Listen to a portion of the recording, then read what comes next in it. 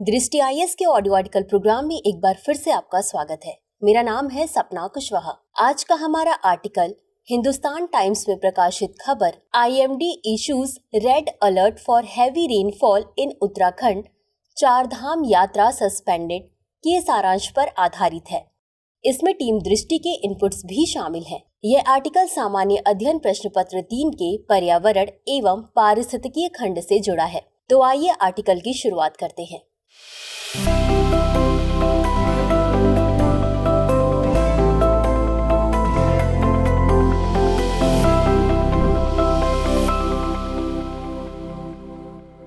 जब मई जून के महीने में पूरा देश लू के प्रकोप का सामना कर रहा था, उस वक्त प्रत्येक व्यक्ति की चाह यही थी जल्द से जल्द मानसून का आगमन हो और गर्मी के कहर से सभी को मुक्ति मिले। लेकिन मानसून के आगमन की खुशी हुई ही थी कि फिर एक समस्या आ गई, अतिवृष्टि की। पूर्वोत्तर के राज्यों में नदियों का जल स्तर बढ़ने लगा।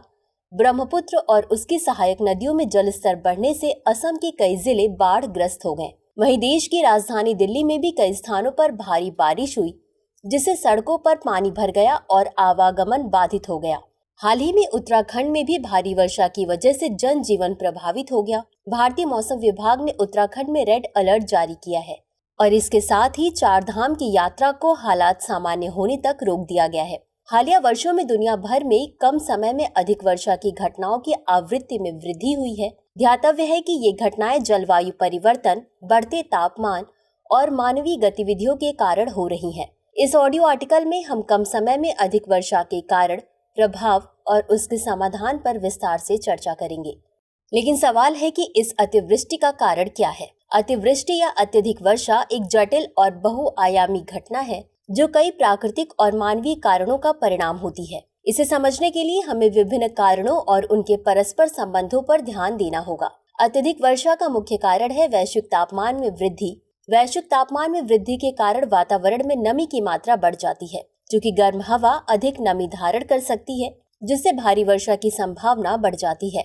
मानव गतिविधियों जैसे औद्योगिकीकरण, परिवहन और ऊर्जा उत्पादन के कारण ग्रीन हाउस गैसों का उत्सर्जन बढ़ गया है। ये गैसें वैश्विक तापमान में वृद्धि करती हैं, जिससे ग्लोबल वार्मिंग होती है। ग्लोबल वार्मिंग का सीधा प्रभाव वर्षा के पैटर्न पर पड़ता है, जिससे अतिवृष्टि की घटनाएं बढ़ जाती हैं। उल्लेखनीय है कि नासा ने 2 वर्ष पहले कहा था कि धरती के तापमान में 1 डिग्री की वृद्धि होने से वायुमंडल में उपस्थित जलवाष्प की मात्रा में 7% की वृद्धि होगी। पृथ्वी विज्ञान मंत्रालय के अनुसार वर्ष 1901 से 2018 के दौरान ग्लोबल वार्मिंग के कारण पृथ्वी की सतह का तापमान लगभग 0.7 डिग्री सेल्सियस बढ़ गया है, जिसकी वजह से वातावरण में नमी में वृद्धि हो रही है और नमी में वृद्धि का सीधा कनेक्शन अधिक वर्षा से है। कभी कभी अचानक बादल फटने की वजह से भी अतिवृष्टि की स्थिति उत्पन्न हो जाती है। बादल फटने की घटनाएं मुख्य रूप से ऊर्ध्वाधर वायुगतिकीय प्रक्रियाओं से संबंधित होती है। जब गर्म और नम हवा तेजी से ऊपर उठती है और ठंडी हवा से मिलती है, तो इससे तीव्र संवहनी गतिविधियां उत्पन्न होती हैं। यह प्रक्रिया भारी वर्षा का कारण बनती है। आमतौर पर पर्वतीय क्षेत्रों में बादल फटने की घटनाएं अधिक होती हैं। पहाड़ों की ढलानों से टकराकर हवा तेजी से ऊपर उठती है, जिससे बादलों में नमी संकुचित होती है और तीव्र बारिश होती है। इसके अतिरिक्त वनों की कटाई और अधिक मात्रा में वृक्षारोपण न होना भी कहीं न कहीं इसके लिए जिम्मेदार है। वनस्पति और वन पर्यावरणीय संतुलन बनाए रखने में महत्वपूर्ण भूमिका निभाते हैं। वनस्पतियां जल वाष्पीकरण और वाष्पोत्सर्जन के माध्यम से वर्षा के चक्र को नियंत्रित करती हैं। वनों की कटाई से यह संतुलन बिगड़ जाता है, जिससे स्थानीय और क्षेत्रीय जलवायु में परिवर्तन होते हैं और अतिवृष्टि की घटनाएं बढ़ जाती हैं। इसके अलावा वन मृदा को संगठित रखने में भी महत्वपूर्ण भूमिका निभाते हैं। वनों की कटाई से मृदा की जल अवशोषण क्षमता घटती है और भूस्खलन अथवा मृदा अपरदन जैसी समस्याओं का जन्म होता है। हालांकि अव्यवस्थित और अनियोजित शहरी विकास भी अतिवृष्टि की घटनाओं में योगदान देता है। जल निकासी प्रणालियों की अपर्याप्तता और अनियोजित निर्माण से पानी के बहाव में रुकावट आती है, जिससे बाढ़ की संभावना बढ़ जाती है। शहरों में कंक्रीट, एस्फाल्ट और अन्य अपरिवर्तनीय सतहों का निर्माण जल अवशोषण को कम करता है। जब बारिश होती है तो पानी जल्दी से बहकर नालियों में चला जाता है, जिससे जल जमाव और बाढ़ की स्थिति उत्पन्न होती है। इसके अतिरिक्त भूमि का बदलता उपयोग, मसलन जंगलों का कृषि भूमि में बदलना या वनों को साफ कर इंफ्रास्ट्रक्चर का निर्माण भी स्थानीय जलवायु को प्रभावित करता है। इससे वर्षा के पैटर्न में बदलाव होता है और अतिवृष्टि की संभावना बढ़ जाती है। गौरतलब है कि इस अतिवृष्टि के लिए सिर्फ मानवीय गतिविधियां ही नहीं बल्कि महासागरीय प्रक्रियाएं भी जिम्मेदार होती हैं। अल नीनो और ला नीना जैसी महासागरीय प्रक्रियाएं भी वर्षा के पैटर्न को प्रभावित करती हैं।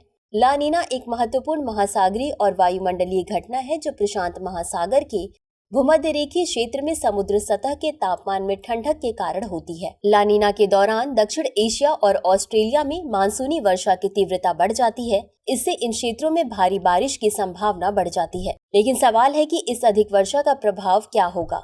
जैसा कि कहा जाता है कि अति सर्वत्र वर्जयित, यानी किसी भी चीज की अधिकता अच्छी नहीं होती है। धरती पर जीवन के अस्तित्व के लिए बारिश आवश्यक है, लेकिन यदि यही बारिश आवश्यकता से अधिक होगी तो ये जीवन के अस्तित्व के लिए ही संकट खड़ा कर देगी। यदि रुक रुक कर वर्षा अधिक मात्रा में हो रही हो, इससे फिर भी कम समस्या उत्पन्न होगी, लेकिन अगर कम समय में बहुत अधिक वर्षा हो तो इससे कई तरह के नुकसान होते हैं। कम समय में अधिक वर्षा का सबसे प्रत्यक्ष प्रभाव बाढ़ होता है। बाढ़ न केवल जनजीवन को प्रभावित करती है बल्कि आर्थिक नुकसान और बुनियादी ढांचे को भी नुकसान पहुंचाती है।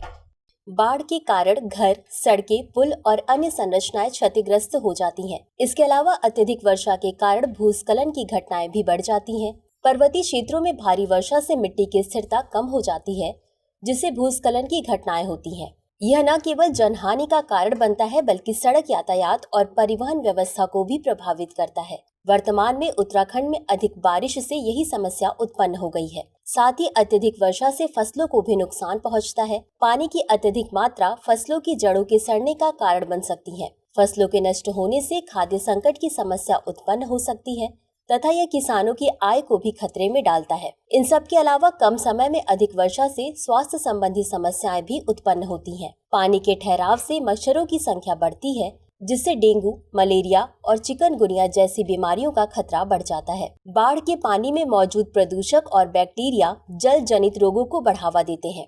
ऐसे में सवाल उठता है कि कम समय में अधिक वर्षा को रोकने के लिए कौन कौन से उपाय अपनाए जा सकते हैं। चूँकि वर्षा एक प्राकृतिक घटना है, इसलिए इसकी मात्रा और अवधि को पूरी तरह से नियंत्रित तो नहीं किया जा सकता, लेकिन इनसे होने वाले खतरों और हानियों को कुछ उपायों द्वारा कम किया जा सकता है। अत्यधिक वर्षा और बाढ़ से बचाव के लिए प्रभावी पूर्वानुमान और चेतावनी प्रणाली महत्वपूर्ण है। मौसम विभाग को आधुनिक तकनीकों का उपयोग करके सटीक और समय पर पूर्वानुमान प्रदान करना चाहिए। साथ ही लोगों को समय पर चेतावनी देने के लिए संचार तंत्र को भी मजबूत करना चाहिए। इसके अलावा सतत जल प्रबंधन रणनीतियां अपनाकर बाढ़ और अत्यधिक वर्षा के प्रभाव को कम किया जा सकता है। इसमें जलाशयों, बांधों और नहरों का निर्माण शामिल है, जो अतिरिक्त जल को नियंत्रित कर सकते हैं। साथ ही शहरी क्षेत्रों में जल निकासी प्रणाली को भी सुधारने की आवश्यकता है। चूँकि वृक्षों की जड़ें मृदा को स्थिरता प्रदान करती हैं, जिससे जल का अधिक अवशोषण होता है और मृदा अपरदन कम होता है, इसलिए अधिक से अधिक वृक्षारोपण किया जाना चाहिए। साथ ही शहरी नियोजन में जल प्रबंधन को प्राथमिकता देना आवश्यक है। शहरों में हरित क्षेत्र और जल अवशोषण क्षेत्र बढ़ाने से बाढ़ के जोखिम को कम किया जा सकता है। इसके अलावा नालों और जल निकासी प्रणाली को भी नियमित रूप से साफ और मरम्मत कराते रहना चाहिए। तो चलिए ऐसे में देखते हैं आगे की राह क्या हो। कम समय में अधिक वर्षा एक जटिल और बहुकारणीय घटना है, जो प्राकृतिक और मानव निर्मित दोनों कारणों से उत्पन्न होती है। जलवायु परिवर्तन, वनों की कटाई, शहरीकरण, कृषि गतिविधियां, महासागरीय प्रक्रियाएं और औद्योगिक प्रदूषण जैसे कारक इसके मुख्य कारण हैं। इन समस्याओं का समाधान सामूहिक प्रयासों और सतत विकास रणनीतियों के माध्यम से ही संभव है। जलवायु परिवर्तन की दिशा में ठोस कदम उठाना, वन संरक्षण, प्रभावी शहरी नियोजन और जागरूकता कार्यक्रमों के माध्यम से हम कम समय में अधिक वर्षा की घटनाओं को कम कर सकते हैं और एक सुरक्षित और स्थिर पर्यावरण सुनिश्चित कर सकते हैं। कम समय में अधिक वर्षा एक गंभीर पर्यावरणीय और सामाजिक समस्या है, जिसका समाधान सामूहिक प्रयासों और सतत विकास रणनीतियों के माध्यम से ही किया जा सकता है। तो चलिए अब नोट करते हैं आज के सवाल को। जलवायु परिवर्तन और कम समय में अधिक वर्षा की घटनाओं के बीच संबंध का विश्लेषण करें और इसके प्रभाव को कम करने के लिए राष्ट्रीय और अंतर्राष्ट्रीय प्रयासों पर चर्चा करें। तो व्यूवर्स, आज के लिए बस इतना ही। मिलते हैं अगले एपिसोड में नए टॉपिक के साथ। तब तक के लिए धन्यवाद।